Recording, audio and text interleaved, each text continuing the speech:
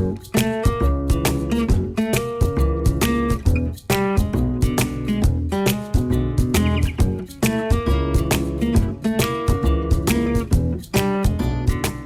back to the Ham Shack, everybody. I thought I would share my new addition to the Ham Shack today.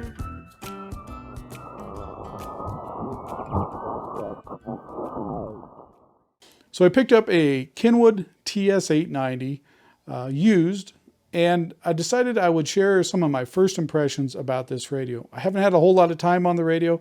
I would say probably under an hour total operating time with this radio.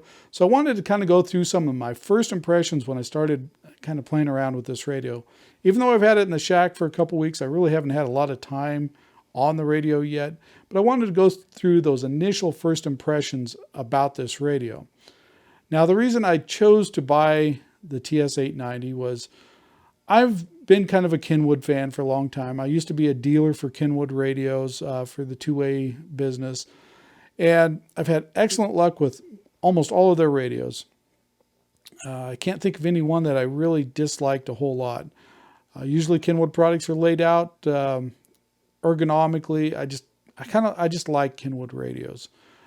I don't mind ICOM radios. I've had quite a number of them, had pretty good luck with them. Don't get me started on Yaesu. But on one of the earlier videos about the 7610, which, by the way, the 7610 was not something I normally do. I normally don't buy those first run radios like that. New to the market radios. I usually wait a while, pick a used one up. Usually don't have the money to spend on a brand new $4,000 radio like that. That was just kind of one of those deals that the stars aligned and we made it happen. But I said during that video that if Kenwood came out with a radio of similar features and that mid-priced radio, I would think about it and probably buy one. Well, they came out with one, but it was, I feel, way overpriced. I think it was like $4,800 when it first came out. And I didn't have the money to spend on it. I've got way too many other hobbies to worry about buying another brand new radio. So I just kind of forgot about it. And I was cruising, I think it was QTH Swap or QRZ, somebody, and I saw one of these radios used for sale, and I think it was actually this radio. And I got the thought back in my head, hey, they're used now. Why don't you try one and compare it to the 7610 and figure out which one you like better? So I decided to go ahead and do that. Now, I'm not going to keep both of these radios. I've got plenty of other things to spend money on besides having two radios like this in the shack. I'm going to compare them head to head, and whichever one I like better, I'm going to buy or to keep and sell the other one. I don't know which one's going to come out on top yet. I hadn't had enough time with both radios. There's some things I like about both radios a little more on this initial impression. So I'm going to kind of go through that. We're going to do a little bit of a receive test, not much of one. Just some weak signal work. I did use the 890 briefly during the sweepstakes contest on 20 meters, mainly receive. I just want to see how the two compared when there was wall-to-wall 20-meter traffic on the air. I'll give a slight edge to the 890, and unfortunately I forgot to record it. But it wasn't much of an edge at all. So as far as wall-to-wall traffic, the 890 probably has a little bit of an edge over the 7610, at least in my experience. I didn't operate it because I couldn't find the cable to go to my amplifier. Of course, after the contest, I found the cable. So I didn't really use it much during the contest, even though I wanted to. But let's go through some of the first impressions on this radio, and I'll just share with you some of the thoughts that came to my mind right off the bat when I started using this radio. Okay, so here's the two radios side by side. The first thing you'll probably notice is the Kenwood is a slightly larger radio. It's maybe an inch taller, maybe not quite an inch taller. It's about an inch and a half deeper, it looks like. It's definitely a wider radio. The screen on the 7610, I think it's just a little bit bigger than the screen on this one. So whether you want to, I don't know if that makes much of a difference to anybody, the size difference, but this is a little larger radio. But with that, I've noticed that a lot of the key features that I access fairly often are laid out in buttons and knobs on the 890, whereas it's hidden in menus on the 7610. for instance, that to get to some of the RF power levels and stuff, you have to hit this button to get into it. Now, this is just a personal preference thing. I like the layout of the 890 on the front a little better than the 7610. I've always liked the volume knob over on the far right side, where Kenwood always puts it. Over on the ICOM, it's kind of buried up here in the middle. That's just a personal preference thing. Other people may like this a little better, but I just prefer the layout of this 890 a little bit better. Like I said, some of the key features are laid out in buttons or knobs on this radio, whereas it's hidden in menus on this radio. Now, speaking of menus, I want to show you the difference between the menus on these two radios. The 7610 has a nice Windows kind of a feel to it. You go into the menu on this 890, and I feel like I've stepped back into 1999. This is definitely not quite the same feel to it as the 7610. It's got more of a DOS feel. Think back to the DOS days. It's not quite that bad, but that's the feel. That's the initial impression I got. I'm like, wow, really? This surprises me. And how you move around in here is, with the buttons, you can't touch anything in the menu. This is kind of a touch screen, but it's pretty much not a touch screen. And I'll explain that in just a minute. So you can't touch any of these buttons on the screen and make it do anything. It's all, there's keys off to the side that you have to push. Not a huge deal, but it's just something I picked up on right away, that this is definitely a more retro feel to it than this radio. This radio has a completely different feel to the menu layouts. Again, I think less is hidden in the menu on this radio. That at least the normal stuff that I access is kind of laid out in buttons, but that's one of the big things I noticed. Now, speaking of the touch screen, let's go here. Now, this radio, let's turn this over here. So there's a signal right there on this radio. I can touch that screen and move over to it.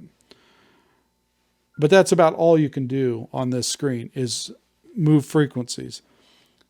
This radio is a full touch screen, even though, like you want to change modes, you go in here. This actually has a usable touch screen on it. Now, along with the touch screen, there's a feature on the 890 that is sadly missing. The 7610, you can use a mouse and move the cursor around and touch. Unfortunately, you can't touch everything on the screen, but you can use it on the scope. So if you see a signal here, I can just click on it and go to it. I can also hold down the left key and slide this, and it moves the frequency back and forth. Now, to me, this is a big deal, because if this radio is sitting back where I normally have it, it means my arm is laying out across the desk and I'm turning the knob. Probably to 95% of people or more, that's not a big issue. To me, it is, because I've got an old shoulder injury, and for some reason, laying my arm out like that in front of me just kills my shoulder and arm after a little while. And it doesn't take very long at all, like 15 minutes, and I'm done with the radio because my shoulder hurts so bad. And I actually bought I think it's the IC-78 to hook up to this radio, so I could put the knob out here on the desk closer to me, or even on my chair, to avoid laying my arm out like that. Now, I don't think I've used that IC-78 hardly at all, because quickly I figured out you can use this mouse to do the same thing, and it's quicker and faster. So this is something I really, really like. And I can use it up here on the big screen and just click on a signal. A lot of times I don't even look at the radio itself anymore. I just watch the screen up here and just use the mouse and click and find a signal. And you can, like there, I'm slightly off frequency. I can just go back and forth like that. And it's a feature that I really like. I tried it on the 890. Now, if I'm missing this and somebody knows something I'm just doing wrong, let me know. Because I tried this feature, to use a mouse on here, and I can't find anything in the manual about using a mouse. It doesn't appear to be a feature on this radio. You can hook a keyboard up to it, but it doesn't appear you can hook a mouse up to it. So that's kind of a bummer for me. Would it kill if I really wind up liking everything else about this radio? I don't honestly know, because I use it so much on the 7610. It may be a deal killer for me. I'm not really sure yet. That is something that just really jumped out at me right away, that you cannot use a mouse with this, and you can't touch anything besides moving the frequency on this screen. So let's see, what else can I tell you about these two radios? The one thing I found out really quickly is the keyer that I made for the 7610 also works on the 8890. I keep wanting to call it an 8890. The 890 has the same port on the back. The buttons are just flip-flopped. Instead of 1 through 5 or 1 through 4 on one side and 5 through 8 on the other, they're just flipped. So that was a nice thing to find out, that you can still use the same keypad on the 890. So here's something about these two radios. If you notice, I'm tuned into this guy, and he's off to one side of your center of your scope. Now if I go over here to the 7610, he's dead center on the scope. Switch back over here to the 890, and he's off to one side. Now if we're on lower sideband, he's off to the other side. It's not a huge deal. It's not a deal breaker, but it is kind of annoying that they couldn't get that centered. And there might be a setting in here. Like I said, I have not had a lot of time to play with this radio. There might be a setting in here to get that changed. But as it sits right now, that's the way it is. And like I said, I don't particularly like it. Now, the other thing with this scope, this does not have quite as good a refresh rate as the 7610, in my opinion. 7610 is a very fluid scope on it, very fluid waterfall. The 890 is not. It's like using a spectrum analyzer from the early 2000s. It's not nearly as smooth. It's not unusable by any stretch of the imagination. It's completely usable, and I don't know how much I would notice this if I hadn't compared them side by side. Again, not a deal breaker for me, but it's just something I noticed that, they could have done a little better refresh rate on the 890, especially for the price of the radio. The other thing you'll notice about these two radios is this does not have a dual receiver in it, where the 7610 does. So you're only going to get the single receive function on this radio. The 7610, I thought I would use that feature a lot more than I do. I use it once in a while, and it's kind of handy once in a while. It's something to look at. If that's important to you, then that's probably a deal breaker for you. The filter setup. Now, again, this could be something I'm just missing on the two radios, is the filter on the 7610 is easy to jump from 2.4K bandwidth down to 1.8 and down to the next level. I don't remember what I have it set at. This radio, I cannot, without digging into the manual some, and there may be a way to do this, you have to use the knobs up here to manually narrow the bandwidth down, which I don't particularly like. I like being able to just jump to the different filters really quick in case you need them. So that might be something buried in the menu that I can program into a button or something, but as it sits, that's a feature that I don't particularly like about the 890. So let's look at a really quick and dirty little receive test that I just did.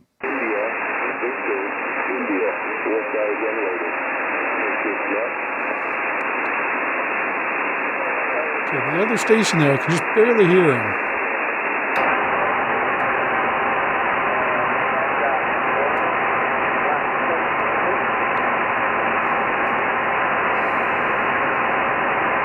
That is correct. My name is Warren Hart, and I'm in Blackstone, Massachusetts.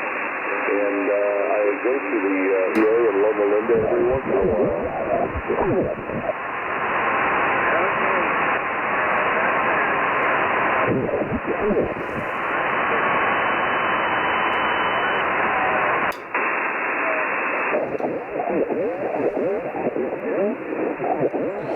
Well, that just happened. Somebody moved in right next to this guy calling CQ, so.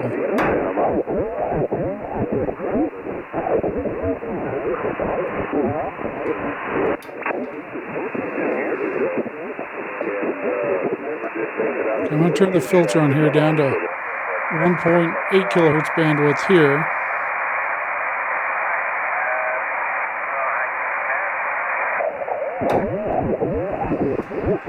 You got to remember how to do this. I figured it out the other day.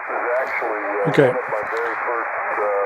Listening here on the 890, I got the bandwidth down to 1800 kilohertz, or 1800. This one's the same.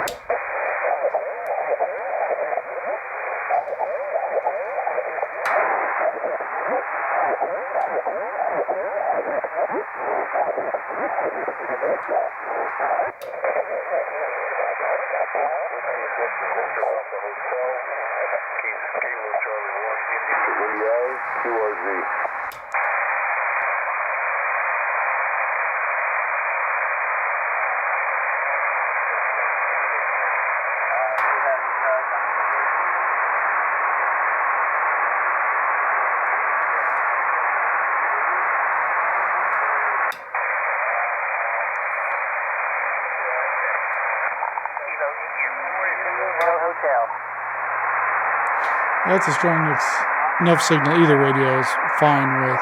Kilo India 4 is Zulu Romeo Hotel.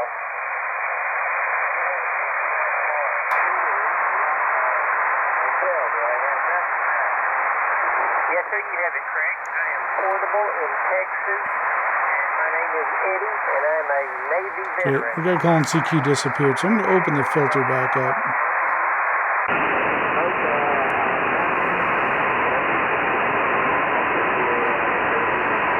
Keep going back between the two radios and there's some different spots.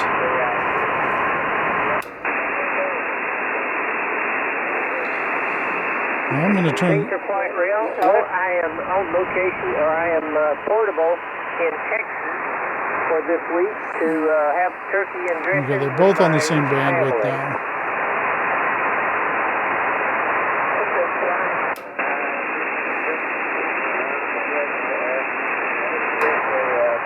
Now to my ear, I can pick that weak guy out right here.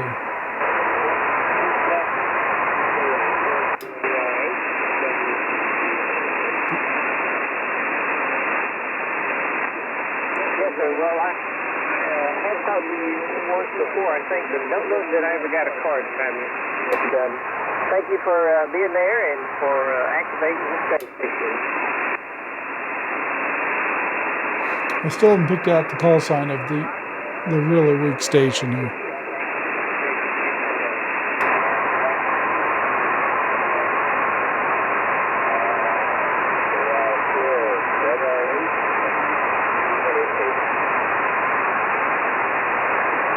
Thank you, sir. 73, you have a good station.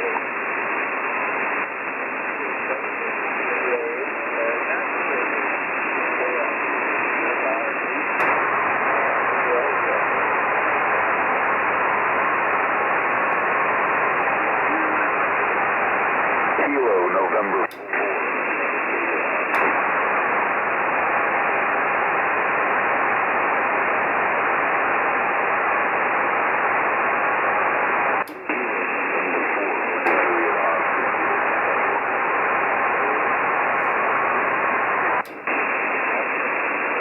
As you can tell, this wasn't much of a test.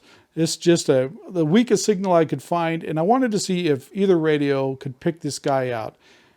And at times, one radio would do a little better than the other one, and I had a really hard time telling the difference between the two radios as far as being able to pick that signal out and hear it. Now that's with both radios, no preamp, RF gain set to max, and the receive audio equalizers flat on both of them. I really just couldn't tell a huge difference between the two radios. Now, what little I've been playing with these two radios, I kind of go back and forth which one I like better as far as the receive quality. The Kenwood has more of an analog feel to it. The audio is not quite as sharp sounding. Sometimes the 7610 to me, it's got kind of that digital artifacts in the audio. But it's not bad. It's not bad at all. But the difference is so minimal between the radios, the two radios, especially on weak signal work. I can hardly tell the difference. Now, a very strong signal, I'll give the Kenwood a slight advantage. The audio quality is just slightly better on the Kenwood. Now, I'm using the same speaker on both radios. It's an old Optimus speaker. I can't remember the model number. I bought them back in the early 90s, and they've been great speakers for radios. So I've got one hooked up to each radio, so there's no difference in the speakers. And like I said, I have a hard time telling which one I like better. At different times, I like one better than the other. So I'm going to have to play with that over the coming weeks and report back to you on which one I really do like better. Because so far, I've been able to tell very little difference between the quality of the two radios for receive quality. So, like I said, I wanted to use this radio during sweepstakes. I couldn't find that darn cable. So I'm going to set up some tests maybe with somebody and have them record my audio and send it to me between the two radios to transmit audio, and we'll do it with different mics and see how that all turns out. So I just kind of wanted to give a brief presentation of both radios and my initial impressions before I lost that initial impression, and just give you some of that direct feedback that I got when I first hooked these two radios up. And we're going to go through a lot more testing with them and see which one eventually winds up living on my desk. If you got comments about either radio, leave them below. I'd love to hear them, because my mind's completely open on which one's going to stay and go. The only thing that's kind of against the 890 right now is the lack of being able to use a mouse on the screen. But other than that, haven't made any firm decision on which one of these radios is staying. So leave comments below. As always, we appreciate you subscribing to the channel, leaving feedback, giving us a thumbs up, and we'll see you guys on the next video.